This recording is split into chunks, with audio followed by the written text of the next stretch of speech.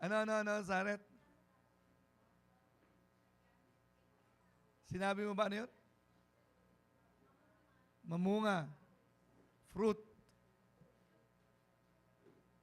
Review ng konti. Ano yung bungang binabanggit sa John 15? Ano yung bungang yon? Ha? Ano yung fruit mismo? Bayabas ba? Durian ba? Godliness? Ano na?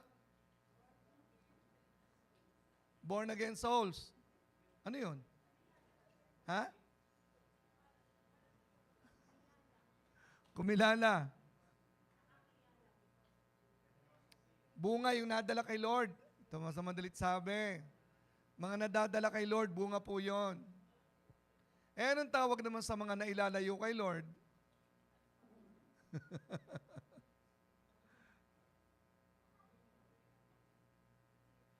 Okay, so, atin pong tingnan yung bunga muna.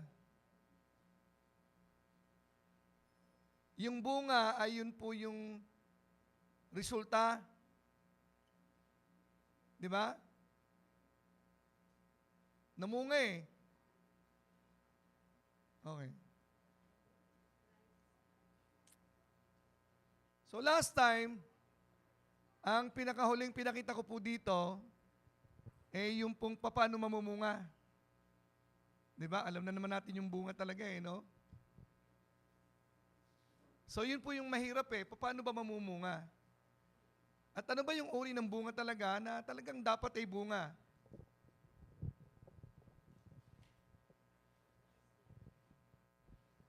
Paano? Ano po yung aking example dito? Tumawag ako ng 3 tao.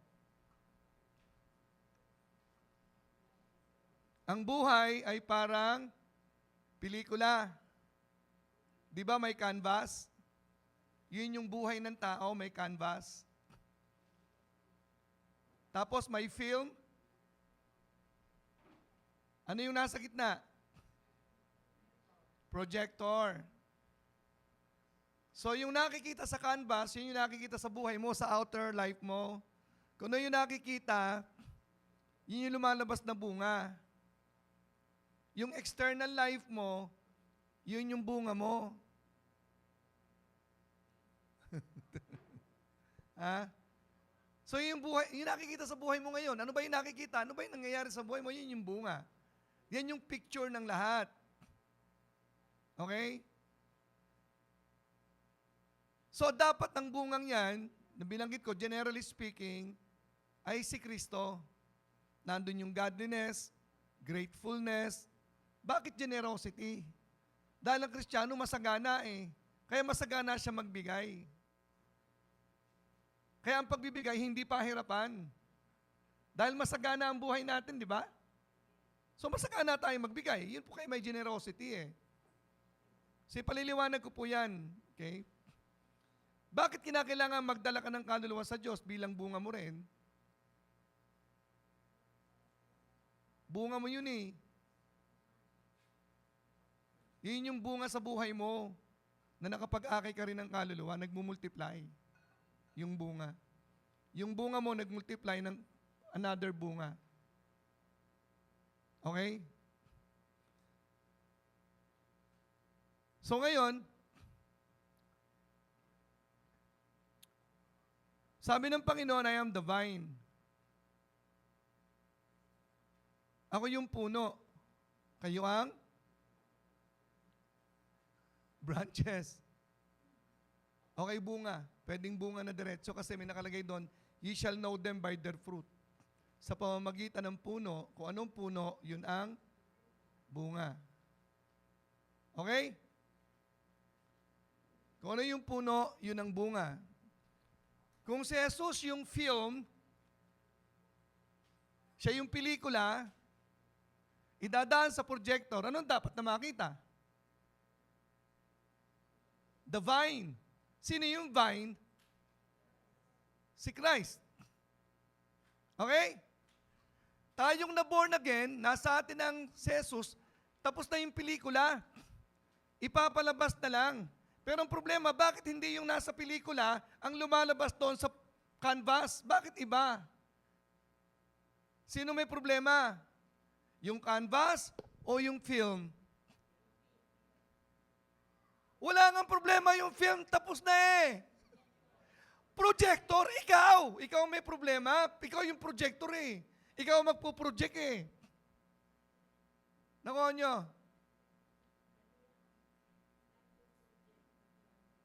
Ang nagpo-project yun na may problema kasi yung film, tapos na yun eh.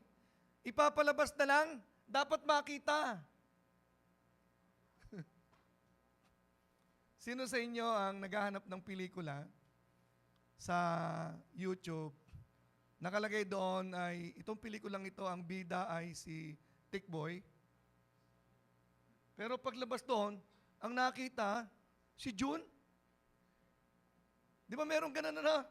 Nakita nyo? Pelikula nino? Ni Jason Statham. Sino mga action star? Source, mga sikat. Pero pag pinlay mo, bakit di ba naman? Di ba? Pero sa atin po, walang problema sa film. Tapos na ho yung film ni Jesus po yun eh. Tinapos niya na ho yun. Gusto niya, i-project natin siya. Yun po yung, yan ang ibig sabihin ng Christianity.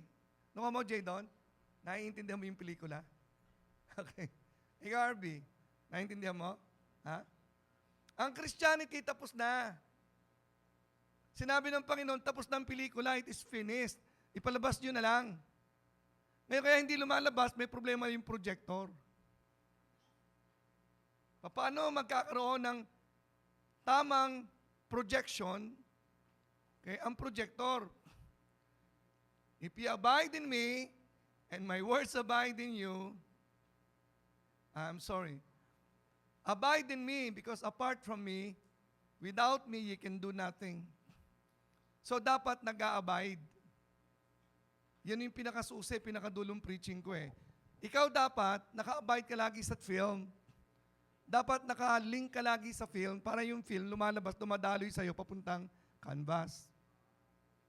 Okay. Pag may problema po yung film, kung ano nakikita po dun sa canvas, I'm sorry, huwag niyo pong i-correct yung canvas. Masisira po yung telon eh. Ang inyong i-correct yung projector. Ang film, walang problema eh. Tapos na, ang ganda. Okay? Projector, i-correct. Hindi nakakonect kay Christ. Kaya sabi ng Panginoon, abide in me. Dalawang ibig sabihin ng abide, be connected.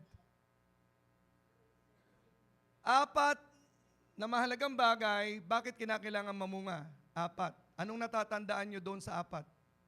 Anong natatandaan mo, RB, sa 4? Malapit ka dito, kaya lagi kita natatanong.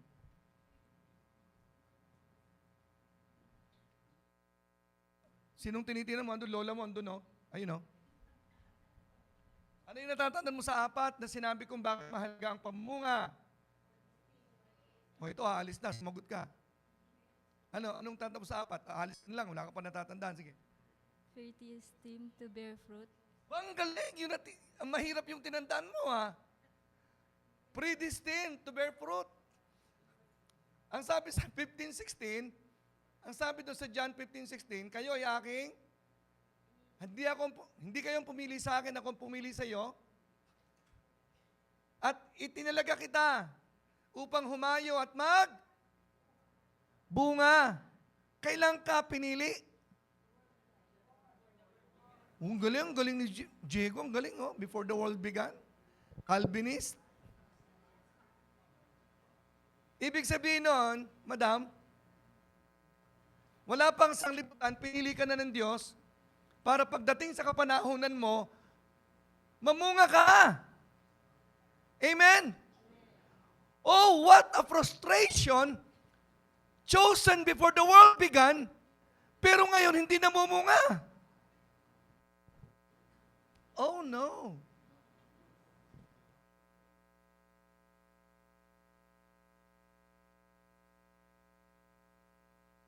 Ano? Namumunga po ba tayo? Wala ka nang bunga, pinupukol mo pa yung bunga ng iba?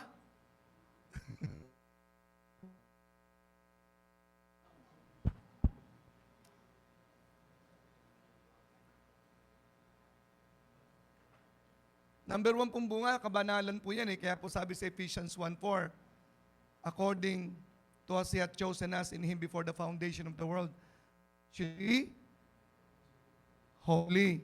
Number 1 po yung bunga, yung holiness eh. Katotohanan ng Diyos yun. Okay? Anong sagot, Jana? Predestined? Purpose. Galing ah. Diego, kailan tayo pinili ng Diyos? Before the world began. Hindi pa nagsisimula ang pelikula, tapos na. Hindi pa nagsisimula ang shooting, tapos na ang pelikula before the world began. Hindi natin kinakailangang humanap ng manghuhula. Nakatakda na kung anong klase ng buhay meron tayo. Gusto nyo malaman? Alam niyo ba ang buhay ng nakatakda sa atin before the world began? Okay, balikan natin. Nasagot ni Jana muna, bago ko sabihin sa inyo, ano yung 4 na importance, bakit kinakailangan magbunga? Sinabi niya, predestined purpose. You are ordained by God, chosen by God before the world began. Cut. Wala pang sanglibutan, pinili ka na eh. Para magano? Pakisigaw. Magbunga! Ano pa yung, may 3 pang natitira. Si Cora naman, pasagutin natin. Kasi, para naman bumili bang apo mo sa'yo. Cora, kasama mo nga apo mo. Tapos, ano? The importance. Mahalagang magbunga. Bakit? Nag-note ka, mali pa, kaya sa apo mo.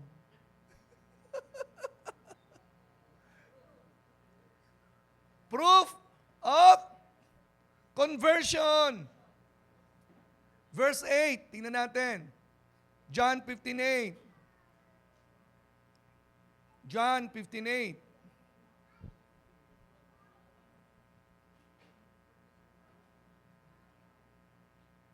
Anong sabi sa John 15:8? Herein is my Father glorified. Dalawa dyan ang meron, that ye bear much fruit, so shall ye be my disciples. RB, nakita mo? Ang katutunayan, para maging Kristiyano ka, anong dapat meron ka? Wala doon ang lola mo, nandito yung lola mo. Dito ka tumingin. Anong dapat na meron ka para mapatunayan Kristiyano ka na ikaw talaga tumanggap sa Panginoon? Anong meron? Sabi doon, ayun, no? Herein is my Father glorified, that ye bear much fruit, so shall be my disciples. Ano? Anong palatandaan Kristiyano ka? Anong meron ka? Ha? Anong meron? James, tulungan mo yung pinsan mo. Anong dapat meron to? Sagot mo na. Ano? Sigaw mo. Fruit! Pasalamat ka sa kuya mo. Tinulungan ka. Dapat may bunga, nagbagong buhay, mapasalamatin. Ang Kristiyano, mapasalamatin kahit naka-wheelchair. Pero alam ko, nagkukunyari ka lang, mamaya tatayo ka, no? Amen? Bunga, may bunga yan eh. Hindi pwedeng wala. Ang bunga ay hindi kadagdagan para maligtas. Ang bunga ay resulta ng kaligtasan. Yan ang hindi alam ni Eli Soriano. Okay? Ang akala niya, magbunga ka, magbagong buhay ka para ka maligtas bilang karagdagan. Hindi po yung karagdagan. Yun po ay resulta. Nakuha niyo?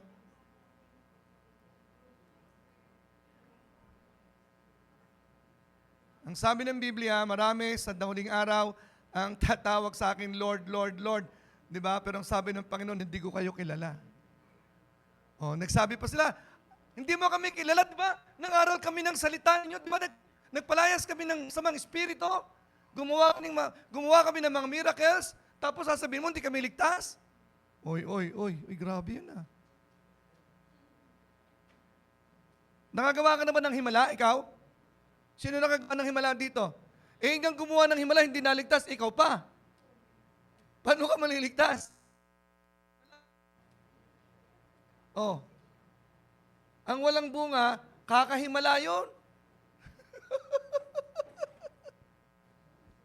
Di ba? Okay. O ano? Ang sabi ng Panginoon sa verse 20, Matthew 7, ye shall know them by their fruit. Yan. Pwedeng ipeke ang himala, pwedeng ipeke ang mga miracles, pero ang kabanalan hindi pwedeng ipeke. Dahil ang kabanalan ay buhay ni Kristo. Dumadaloy sa iyong projector para makita sa iyong katawan. Okay. Proof. Show me your proof of conversion. Show me. What is the proof? Nagbagong buhay. Amen to? Nagbagong buhay. Hindi pa bago-bagong buhay. Nagbagong buhay. Parang galing sa bilangguan, pare, kumusta? Eto, kalalaya ko lang, magbabagong buhay na ako. Nagbagong buhay. Amen? Kaya isa ata kausap ko. Amen? Hoy, marami. Amen. Okay? Napakahalaga ng bunga kasi, alam niyo po ba pag walang bunga? Sabi sa doon sa Matthew 7, hindi ka Kristiyano pag walang kabanalan, unang-una sa lahat. Napakahalaga po ng bunga. Sabi ng Panginoon, sa Luke 13, actually, sinabi niya, kung natin tingnan, na dumadalaw siya doon sa kanyang farm at sabi, pag hindi pa nagbunga itong punong to, this year, puputulin na yan, ha? Kasi walang kwenta yung punong yan, eh. Pabigat lang sa lupa. Ang tawag ay inutil. Useless. Okay, tingnan niyo po ito. Di ba may binigyan ng Panginoon ng 5 talents? Yung isa tumanggap ng 2, yung isa tumanggap ng 5, yung 5 muna, tapos 2, tapos yung isa tumanggap ng 1. Okay? Yung 5, nung araw ng pagsusulit, naging 10. Yung 5, oh Lord, naging 10. Ang sabi ng Panginoon, well done! Good and faithful servant. Sabi naman nung may 2, ako naman, 2 yung binigay mo, ito 4 na, oh. Ano sabi? Well done! Good and faithful servant. Eh yung isa, kala niya smart. Eto, hindi ako nakipagsapalaran. Eto, playing safe to, walang lugi to. Binaong ko sa lupa to. Yung isa, oh, eto pa rin. Oh, hindi ako nalugi. Oh, eto pa rin, oh. Smart, akala niya smart. Ano sabi ng Panginoon? Matthew 25:30, tingnan mo.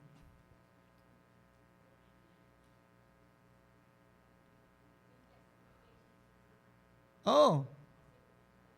Kasi mahigpit ka eh. Gusto mo talaga may kita eh. At pagka walang kita, lagot. Eh ako, para hindi ako malugi, wala man akong kita, hindi ako lugi, o eto. Okay. Anong sabi po doon? Sa walang bunga. Hoy, tingnan natin, walang bunga. Lalo na yung walang bunga dyan. Tingnan niyo.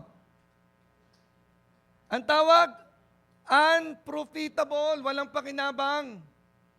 Ang katumbas, hindi born again. Pag walang bunga, hindi born again. Kasi imposible hindi magbubunga ang born again. Bakit? May film eh. Tapos na yung bunga eh. Oh. Tapos na lahat. Tapos na yung lahat ng materyales. Tapos na. Idadaan na lang sa projector para makita sa canvas. Anong uri ng canvas ang nakikita sa'yo? Pag nakikita yung buhay mo, anong sinasabi ng tao sa'yo? Anong sinasabi ng tao sa'yo? Anong sinasabi ng pamilya mo sa'yo? Anong sinasabi ng asawa mo, ng anak mo sa'yo? Anong sinasabi? Nakikita ba doon yung film na tapos na si Kristo? Hello?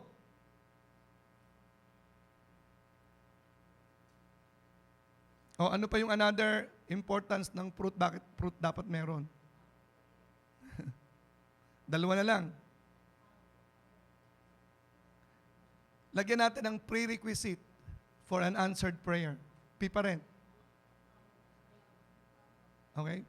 Bakit in Jesus' name? Ang sabi doon, whatsoever you ask, pag meron kang bunga, whatsoever you ask, in my name, bakit kasama pa rin in my name? Ano yung sabihin ng in my name pa rin? Dahil yung bunga mo, hindi naman ikaw pa rin yun. Si Jesus yun eh. Kaya kung walang Jesus, wala ka pa rin. Kaya hindi mo pwedeng pagmalaki yung bunga. Hindi mo pwedeng sabihin, Lord, ito yung bunga oh. Sagutin mo na ako, ito yung bunga. Ang dami kong bunga oh. Humble ka pa rin kasi in Jesus' name. Di ba? Kung hindi pa rin sa Kanya, wala pa rin mangyayari sa'yo. So, ang taong makapangyarihan sa kanyang panalangin ay may bunga.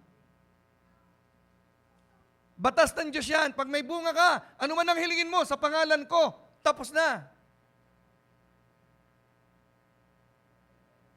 Kaya ganado ka mag-pray kasi may bunga ka eh. Alam mo, pagka mabunga ka, ganado ka mag-pray kasi alam mo, yung prayer mo may sense. Nakikinig ang Diyos sa mga panalangin mo. I will do it, the Father will do it to you. Amen? People who have always answered prayers are people who are fruitful. Nagpapakabanal, sikap, magdala ng kaluluwa. Hello? Faithful sa kanyang giving. Generous siya eh. Hindi siya pwedeng magiging faithful. Nagdadala siya ng kaluluwa. Nagsisikap siya na magdala ng kaluluwa sa Diyos. Pag walang bunga, unprofitable, hindi Kristiyano, hindi proof. Walang proof. Walang prerequisite sa kanyang prayer. And then lastly, pang-apat, the pleasure of the Father. Verse 8 ulit, anak. Nasaan yung verse 8? John 15:8. John 15:8. Herein is my Father glorified, that you bear much fruit. Mas maraming bunga, mas nag-glorify si God.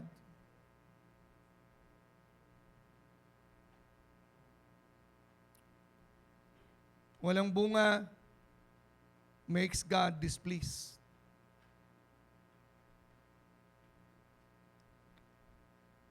Okay. So yung apat na yun, napakahalaga po nun. I want to please the Lord, and the purpose of existence is to glorify God.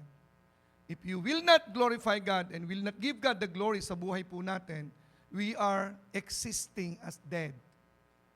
We are as good as dead. Amen?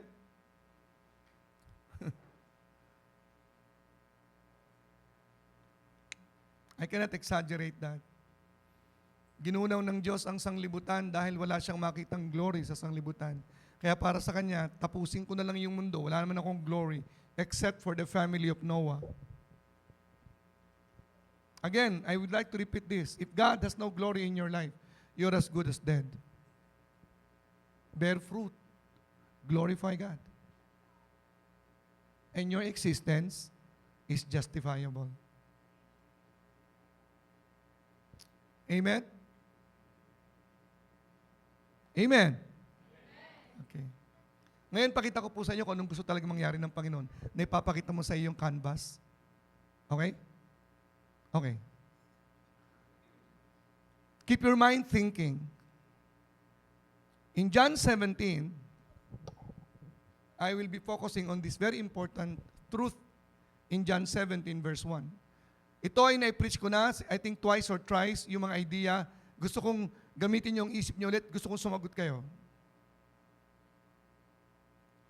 Sa verse 1, si Christ, ito ay the Lord's Prayer. Bago siya arestuhin in John chapter 18. Ito yung gabing na nanalangin sila. Ito po'y tininan ko, hindi po ito yung prayer niya sa Gethsemane. Ito ay prayer niya sa upper room. nanalangin siya doon, naririnig ng disciple sa kanyang panalangin. Okay. Kausap niya ang Diyos. Tingnan niyo ha. At ang sabi niya, Father, the hour is come. Ayun o. Luwalhatiin mo ang anak upang ang anak din ay luwalhatiin ka. So meron siyang hinihiling. Luwalhatiin mo yung anak upang ang anak ay luwalhatiin ka din. Ano kaya yung kanyang hinihiling na yon? Linawin po natin, ha? Verse 5. O, nasa verse 5 po. O, sasagot kayo, ha? Ano yung kaluwalhatiang kanyang hinahabol dito? And now, O Father, glorify thou me with thine own self. Ano yung glory yun? Yung galing sa iyo mismo. Yung kaluwalhatian, the glory that I had with thee, before the world was. Wala pang sanglibutan, may glory ako na-enjoy sa iyo eh. Ibig sabihin na wala. Ibalik mo. Okay? Malinaw. Merong kaluwalhatian na hinahanap si Kristo na wala. Na gusto niya, ibalik mo, Ama. Tanong! Ano yon? Ano yung kaluwalhatiang yon? Sinong sasagot?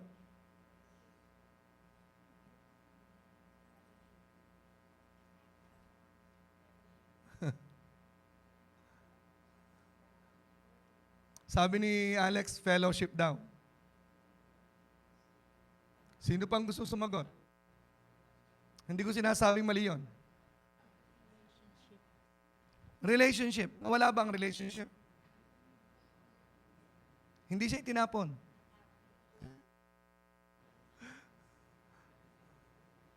Ano yung glory na yon? Sino? Gusto sumagot? Sino gusto sumagot na sumagot? Ano yung glory na yon? Ha? Meron siyang hinahanap na glory na wala sa kanya eh. Ano, Ernie? Ownership? Okay. Ito na yung sagot. Ready? Ha?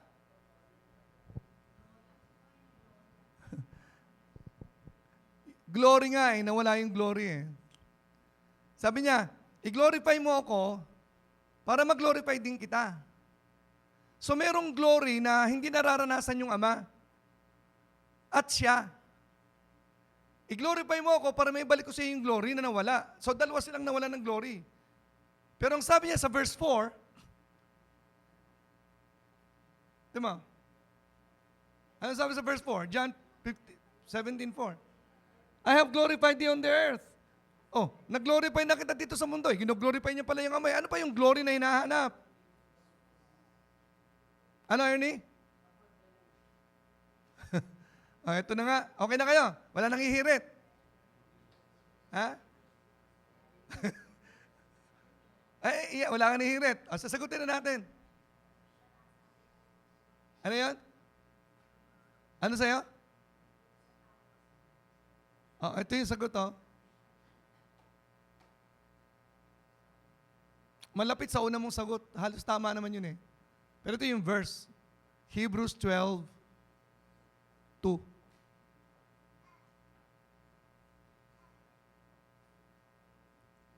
Malalim to na kaisipan.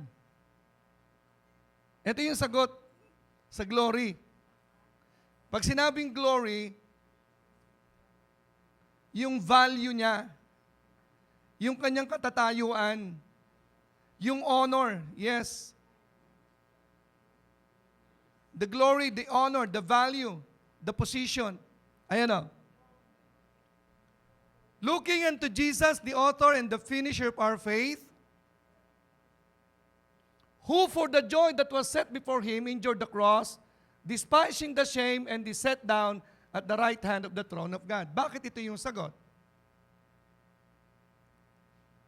Who for the joy? He endured the pain, he endured the cross, tiniis niya ang hirap, Dahil merong joy na tinitingnan. Yun yung glory. Nauupo siya muli saan? Sa trono. Pastor, anong kinalaman yan sa bunga? Anong kinalaman yan sa pelikula? O, eto na. John 17:13. Balikan natin. John 17. Alam nyo na ang sagot dito? Binigyan ko kayo ng sagot para masagot nyo to. Ang ganda kapag nasagot nyo to. Pag hindi nyo nasagot to, hindi kayo nakinig. Okay? Nakinig ba kayo? Tingnan nga natin. Tingnan natin. Madali lang to. Ang sabi ni Jesus Christ, kausap niya ang Ama, and now I come to thee. These things, from verse 1 to verse 12, these things I speak in the world to the people. The world is the world of the believers, not the whole world. I speak to the world, to your people, to my people, that they might have my joy fulfilled in themselves. Yung kagalakan ko, yung joy ko, gusto ko, mapasakin nila rin. Tanong, ano yung kagalakan yon? Kung nakinig kayo?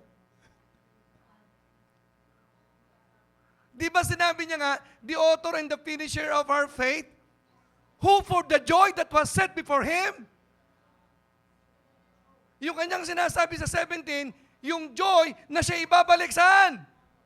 Yun ang nawala kasi bumabasa sa lupa eh. Yung glory niya, na-demote siya dito temporarily. Hinubad yung kanyang, set aside yung kanyang glory. Yung tunay na fellowship ng Ama, nawala. Yung value na nararanasan nila, yung joy na nararanasan nila, nawala. Ngayon, ang tanong nyo ito. Are you listening? Are you following? Brilliant minds? Okay? Bakit sinabi ng Panginoon, yung kagalakan ko, ay maging kagalakan nila? Medyo mahirap sagutin. Nag-iisip ka, Parts? Nag-iisip ka? Nakukuha nyo ba? Paano mararanasan yung kagalakan niya na siya umupo sa kanan ng Ama? Paano mararanasan? Wow! Wow! Are you thinking? Iyan? Bakit sinabi niya yung kagalakan ko, babalik ako sa trono ko, gusto ko maranasan nila rin yung joy na yon. Ops. Ano yung sagot? Tikboy, humihirit ka dyan?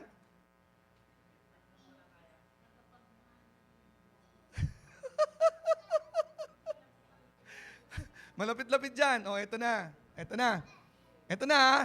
Pag hindi nyo naranasan to, ewan ko sa inyo, hindi kayo born again. Ephesians 2:6. Alam nyo na Ephesians 2:6? Jana, alam mo na? Ha? Ano? Ikaw ba'y nakakasunod? Nakakasunod ka ba, Jadon? Nakakasunod ka? Susunod nyo? Ito yung pelikula. Ito yung tinapos ng pelikula. Nung umupo siya, tapos ng pelikula, umupo na eh. Tapos na yung pelikula. Ano yung ginawa niya? Ha? Hello?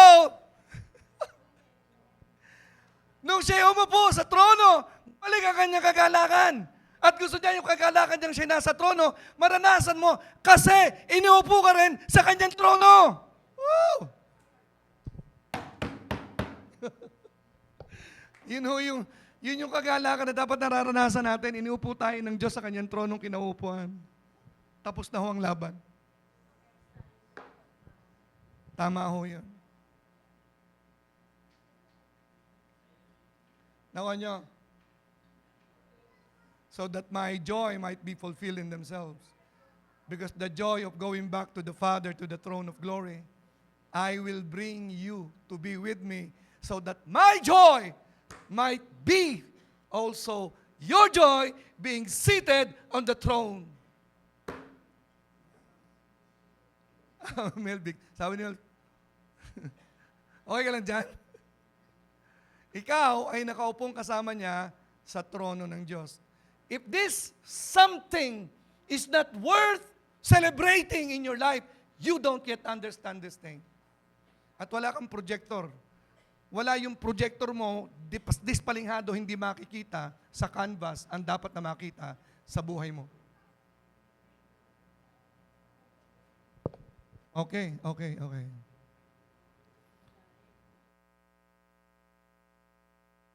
Ito na. Hello. Ito na. Okay. Are you still ready?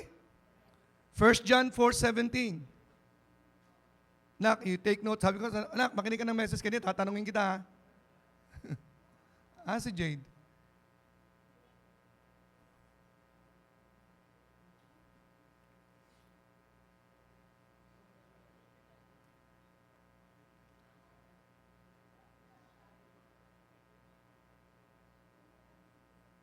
First John 4:17.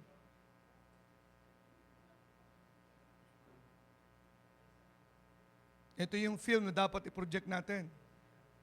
Pag hindi mo alam yung film, wala ka rin ipoproject eh. Siguro bibili tayo ng yung na-adjust para hindi ganyan. Okay. Ano sabi dito po? Herein is our love made perfect that we may have boldness in the day of judgment. Because as He is, so are we in this world. May context po yan. Okay? Specific po yung context na yan about judgment, about boldness. Okay? Because He is also there on the throne. Okay? The application of this can also be because He is on the throne, seated with us, so that as He is there in heaven, being seated with Him, so are we also like Him, like us here in the world.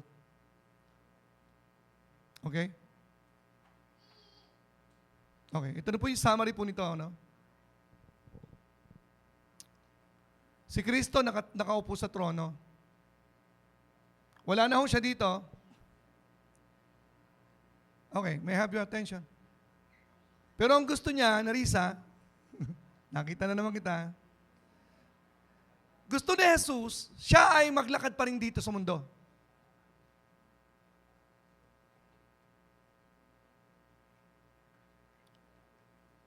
First John 2:6. Come on. Gusto ng Panginoong Hesukristo, gumalaw pa rin siya dito sa mundo.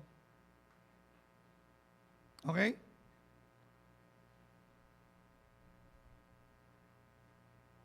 He that abideth in Him ought himself also to walk even as He walked. Colossians 2:6. Come on, quick na. Colossians 2:6. As ye have therefore received Christ, Jesus the Lord, so walk ye in Him. Walk in Him. Let Him walk through you. Okay. Okay, ganito po yun. Si Jesus wala na dito sa mundo. Bumaba siya rito upang mabuhay, umakyat sa langit, bumaba siya sa pamamagitan ng bumaba siya uli sa pamamagitan ng banal na Espiritu upang sa pamamagitan ng banal na Espiritu, lumakad siyang muli, tumahan siya sa atin upang tayo lumakad na kasama niya. So, ibig sabihin nun, mga kapatid, gusto ng Panginoon na yung lakad niya dito nung nandito siya, ituloy natin. Okay? Ibig sabihin nung nakaupo tayo sa trono, gusto niya maghari siya, hindi lang sa langit, maging dito sa lupa sa pamamagitan natin. Hindi lamang sa tahanan, kundi sa sanglibutan ating ginagalawan. Dapat sa lugar na pinupuntahan mo, naghahari ka. Sa trabaho mo dapat nakikilala si Kristo. Sa mo dapat nag-excel ka para makita si Kristo. Yun ang ibig sabihin po noon. That is Romans 5:17, that we will reign with Him in life through Jesus Christ. Gusto ng Panginoon pumunta tayo sa political arena. Gusto ng Panginoon may barangay captain na born again. Hindi po katulad natin. Hoy, mga Kristyano, wala tayo sa politika dapat kasi marumi yan. At pagkatapos, pag may nakaupong kurap, Lord, baguhin niyo po yung puso ng barangay captain. Baguhin niyo yung senador. Baguhin niyo ko. Ba't hindi tayo maghalal? Ba't hindi tayo pumunta doon, tayo mga banal at pangasiwaan natin ang bayan? Amen. Kaya sa darating na eleksyon, huwag niyo kong kakalimutan. We are here to rule in the world, not only in the church. Let us go to the marketplace. Yun po yung ibig sabihin niyan. Let us walk as Jesus walked. Jesus performed miracles. Your life must be a life of miracles.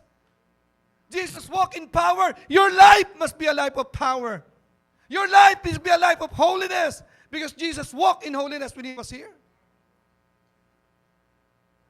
Yun ang pelikulang dapat na makita sa atin. Pero anong pinoproject natin? Anong nakikita sa canvas? What do you project in the canvas? Hey! Ang Panginoong Jesus hindi nabuhay dito sa mundo na naging miserable ang buhay niya. He walked in power. Nagpakain ng 5,000, nagpakain ng 4,000, excluding women and children. Nagpatigil ng bagyo, lumakad sa tubig. He walked miraculously. And that is the life supposed to be of the believers of Jesus Christ. Amen. Wala. O ngayon, balikan natin. Si Christ ba prosperous? Nagpakain naman 1,000 eh. 4,000 pinakain. Tayo nga, pag may bisita, bibilangin pa, ilang kayo?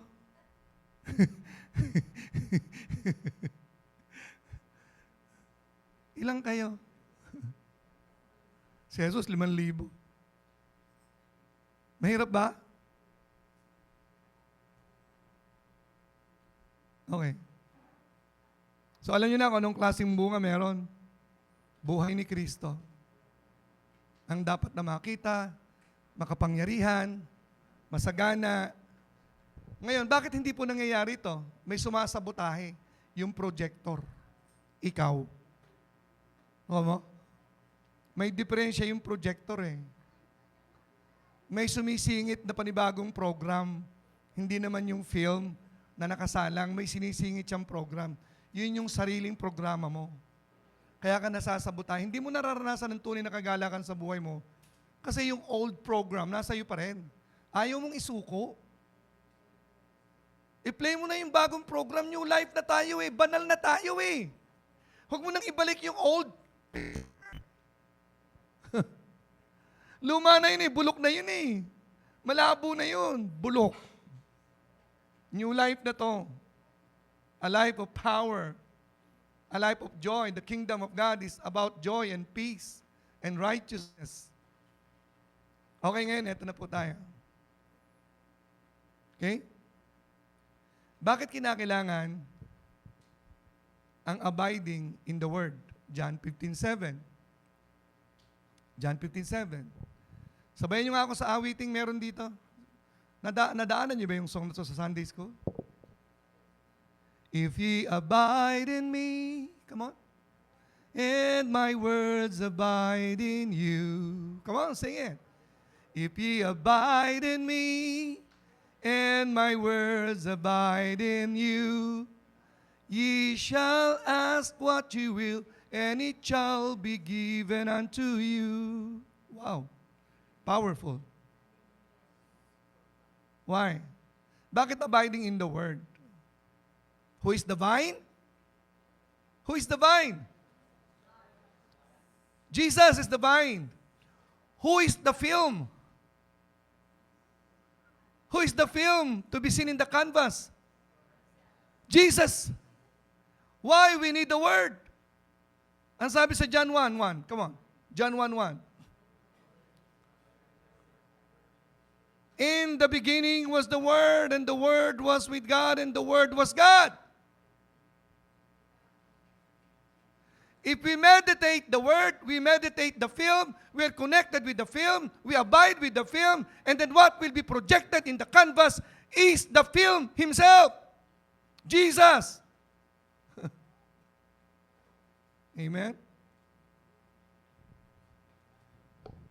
So matotal, dito po tayo magtatapos mga kapatid.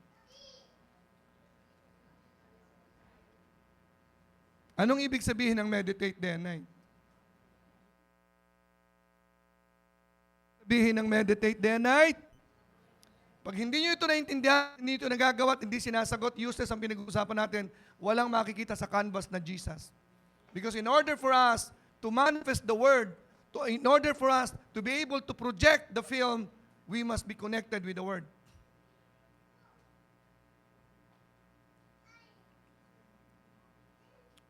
Abiding in the Word. Pinagbubulay-bulayan ng salita ng Diyos araw at gabi.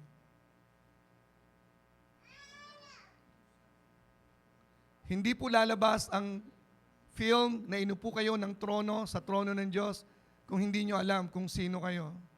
Ang pinagbubulay-bulayan mo dapat, dinideclare mo dapat unang-una sa lahat, sino ka ba? Kaya hindi lumabas-labas ang kabanalan sa buhay mo kasi hindi mo alam na banal ka at hindi mo meditate na banal ka pala. Pag meditated mong banal ka, yung buhay mo aayon doon eh. Yun ang lalabas sa projection eh. Nakuha nyo?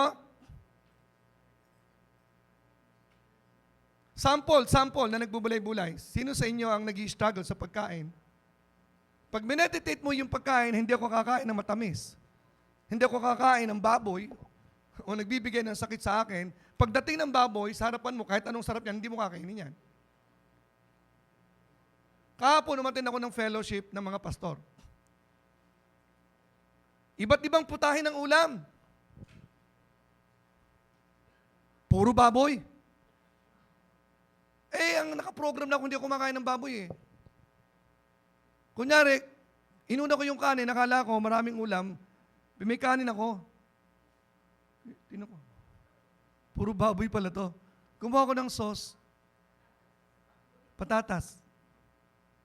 Kunti lang nilagyan ko pero hindi ko kakainin. Tapos lilingon-lingon ako, paano kaya lumayo ko ng konti kasi parang hindi lang makita ako hindi kakain. Ayaw ko problema sila eh. Pero paglingon ko sa table, Pastor, may isda dito. Yes, may isda. Buti may isda. O ba't di ako kumain ng baboy? Naka-program na kasi ako sa baboy, hindi ako kakain eh. Kaya kahit anong gawin mong sarap, kahit wala akong kakainin, magpapast, hindi ako kakain ng baboy. Maliban na lang ako yung matitisod. Pastor, ito ang ganda nito. Oh. Pinakaluto ko to para sa inyo. Pinagpaguran mo, binigay mo sa akin, di ko kakainin. Kakainin ko yan kahit nakaprogram mo kung hindi, titiisin ko yan. Huwag lang may-stumble ka sa akin. At pag nakain ko, nakakausapin ko sa totoo lang, kinain ko yon. Hindi ako kumakain ng baboy. I just don't want you to. Nakuha niya? Kaya pag na-hospital ako, sagutin mo. Nakuha niyo? Program. Program. Amen?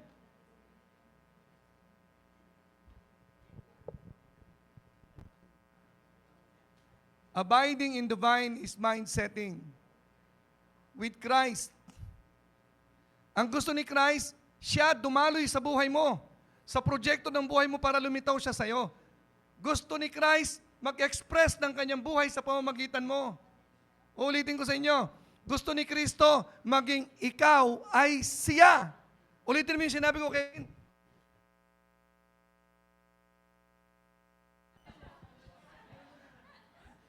Sinyorkat mo eh. O paulit natin kay Yana. Ang gusto ni Kristo ay maging ikaw siya. Galing yan. Gusto ni Kristo maging ikaw ay siya.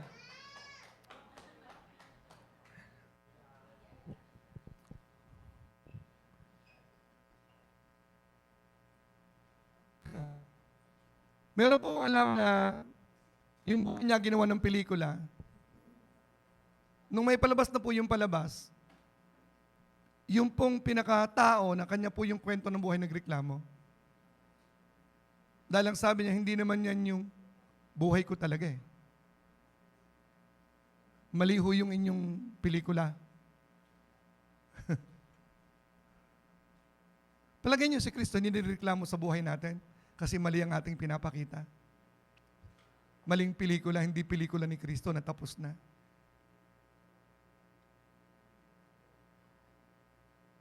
Hey, I'm asking you, what kind of film you're showing into your life and through your life? What kind? What kind?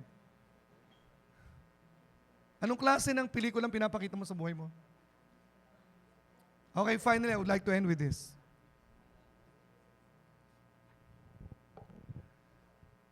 Pakinggan niyo po ako. May I have your attention, please, before we close. Ito yung pelikulang tinapos ni Kristo.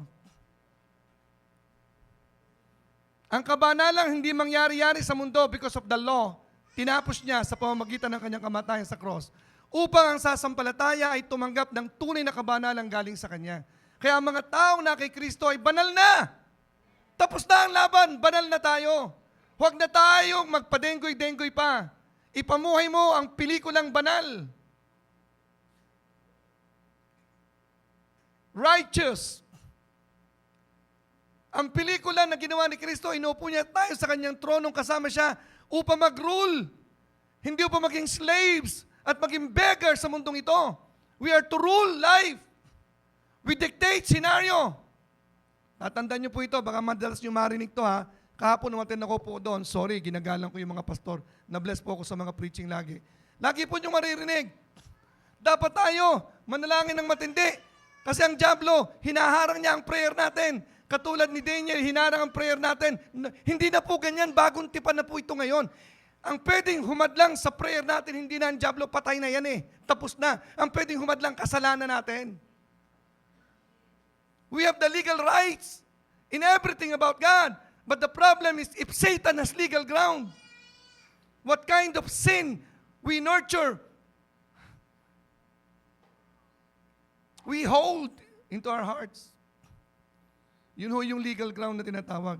Pero ang diablo hindi po pwedeng hadangan ng prayer because we declare from the throne. We make decree from the throne the will of God to be implemented here in heaven, here on earth.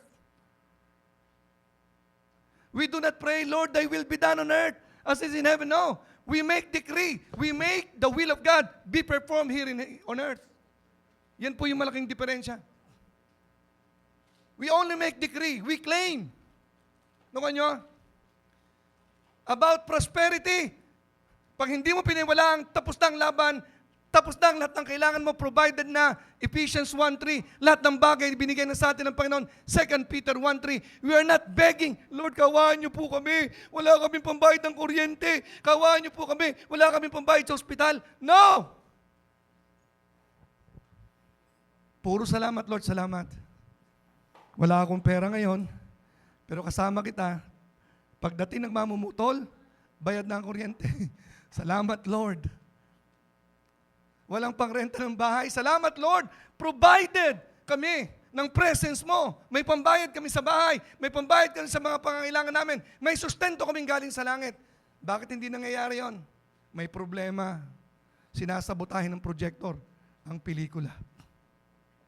Hello?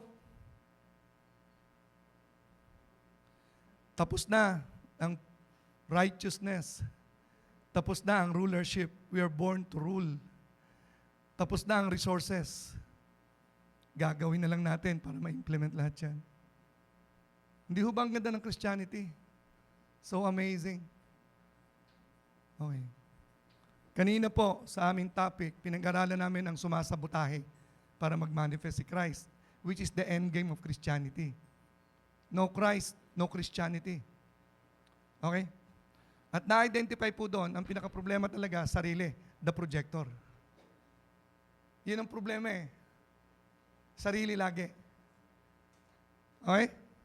Pag nagkakaletse-letse buhay mo, tingnan mo muna yung sarili mo. Ang pinakamalaking problema, yung hindi mo alam na ikaw yung problema. Bakit? Lahat ng tao may problema. Ikaw lang ang wala.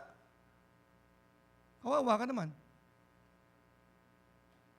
Dahil ang taong walang problema sa kanyang sarili, masaya, mapayapa yan. Tandaan nyo.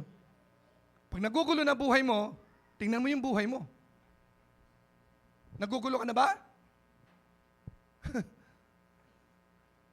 Pag nawawala ang kapayapaan, kagalakan sa puso mo, may problema ka na, tanda mo yan. Do you still enjoy that life that Christ gave you? The film has been done. The director and the actor is seated on the throne. Hello?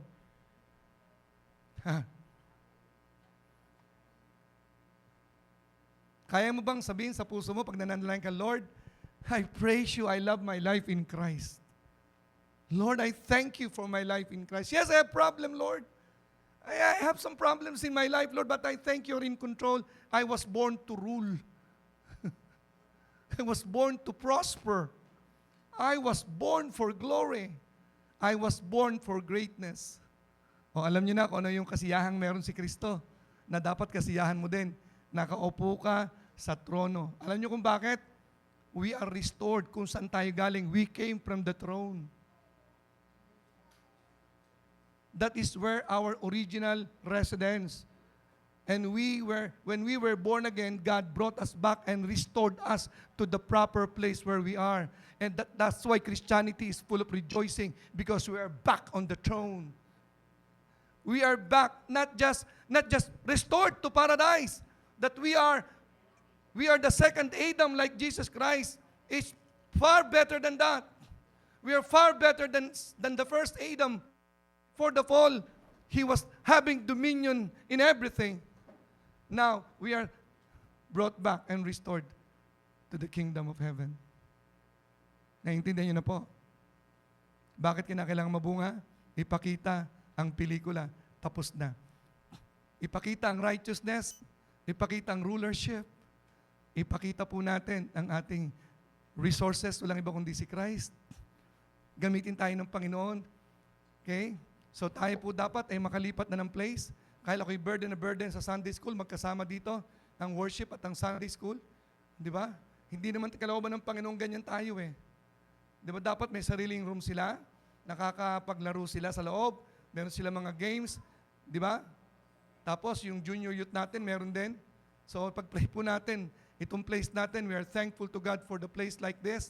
Decente siyang lugar, pero maliit siyang lugar. Di ba? So bala ko sana mag-join fellowship tayo ng taga-Kainta at saka ng taga-Kalamba one day. Eh pag fellowship po tayo, sa natin isasaksak dito, wala na ho. Wala na tayong paglalagyan. So Marisa, kahit bumabagyo, nandun siya kahapon, tama? Friday? Friday. So gusto nating imbitahan sila once a month muna para masanay sila sa church style na meron tayo. Kainta, ganun din po. Yung gawain po sa may Binondo ba yun? So iniwan na ho yun, na walang napakalayo, hindi na nila masikaso. Di ba? The harvest is plenteous, but the laborers are few. Amen? Tayo pong lahat ay tumayo, tayo po'y magtapos sa panalangin.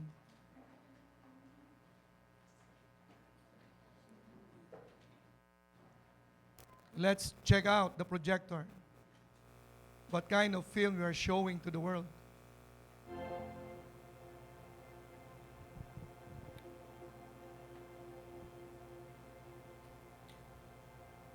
Tayo po'y yumuko, tayo po'y magbulay-bulay.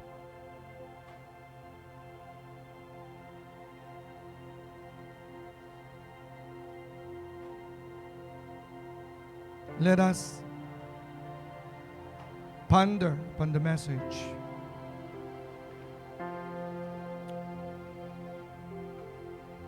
Let us ask the question. Let us ask ourselves about the question, what kind of film am I showing to the world?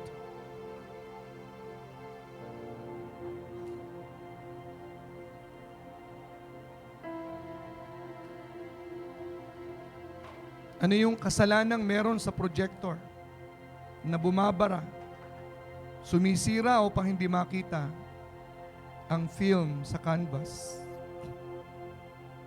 Ano yung mga pagkukulang na laging pagkukulang at hindi natin pinupunuan?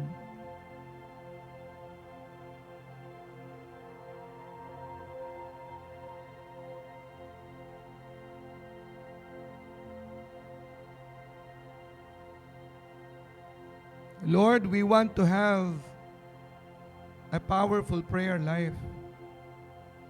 And the prerequisite is our fruitfulness.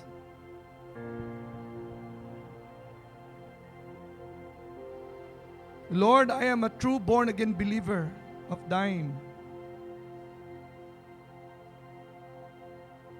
But I have to bear fruit. Lord, I want to honor You and glorify You, but without fruit, I cannot do it. So I want to stay in the vine, to abide in the vine. I want to bear fruit, Lord. I am making a commitment, Lord, today that I will prioritize my abiding in the vine. I am complacent about my quiet time. I don't do meditate the word.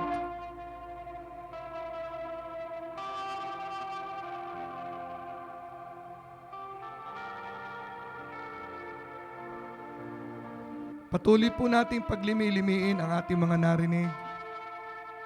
Napakaganda ng ginawa ng Diyos sa atin sa krus ng Kalbaryo. Niluklok niya tayo sa kanang kamay ng Amang kasama siya upang maging co-rulers, co-sharers of the resources, co-owners of the possession of heaven. Patuloy po tayong magbulay-bulay while we listen to the music.